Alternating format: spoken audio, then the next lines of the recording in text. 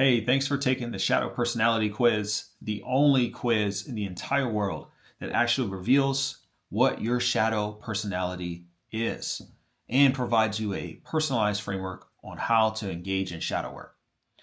You've probably received either More Discovery Needed or The Giver Shadow. Now, check out this video for more details and contact me if you would like to go deeper. All right, so we are going to talk about the giver's shadow.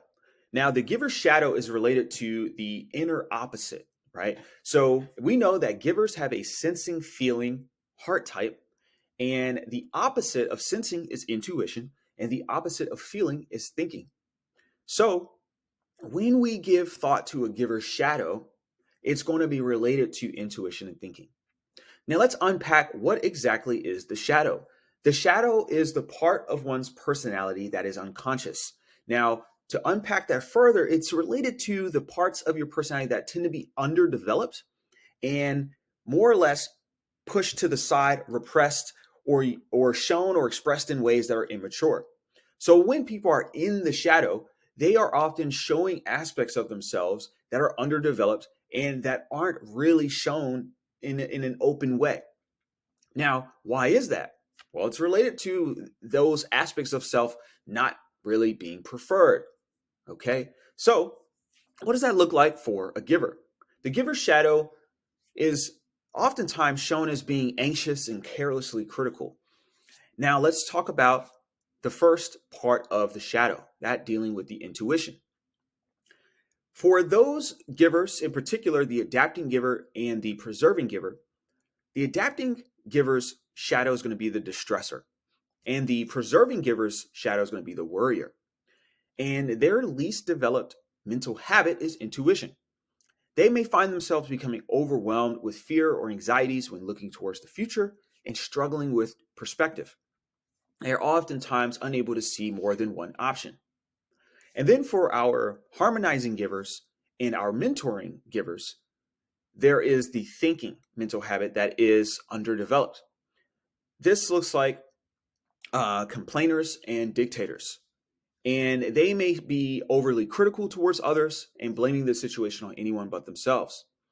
And so, just as the giver, when they're shining and they're using more of that sensing feeling side, the more developed, more mature, confident side of their personality, they may come across more often than not selfless in a sense, right?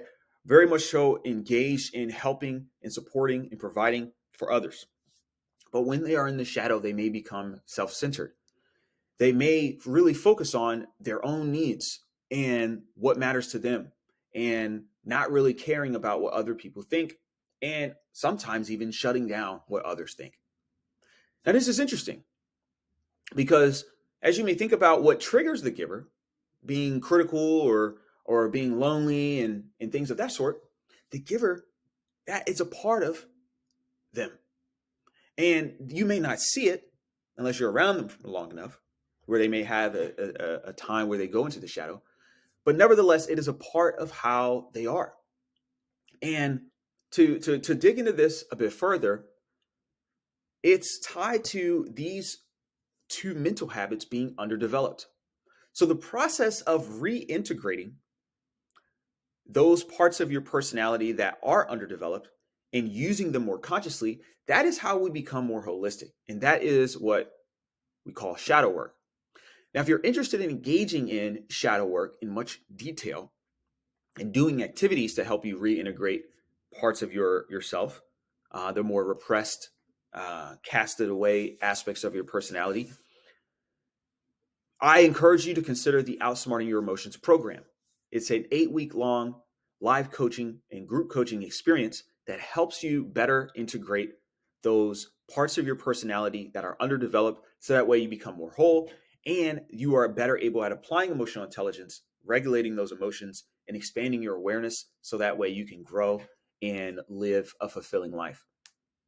Now, here's the interesting thing about if you do not work on your shadow and reintegrating your shadow. The risks are great.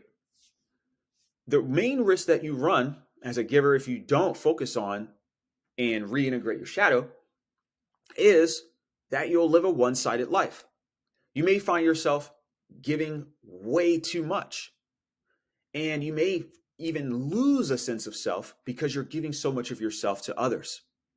And this could look like, becoming, for example, a people pleaser, where you over rely on those parts of your personality, that sensing feeling, and you may get taken advantage of.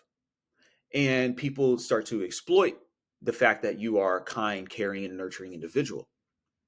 And that will stem from if you, again, over rely on that part of your personality. And here's the thing, the ultimate goal here is for you to become well rounded. And so by working on your shadow, you're going to mitigate that risk of being one-sided because you're going to be better able at using different parts of your personality, that being intuition and thinking, and exercising your self-interest in a mature way. So I highly encourage you, if you are a giver, to give some consideration to the Outsmarting Your Emotions program, but also get started on this. Get started on the shadow work. The best way to get started, you're already in it. It's in taking this short micro course on social fitness.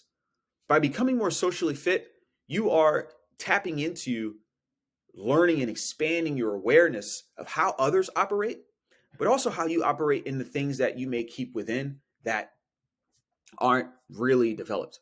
So continue on this path. Do not turn a blind eye to it, because if you do, it does have dire consequences and oftentimes can lead to issues in relationships and issues with how you manage your own mind and your well-being.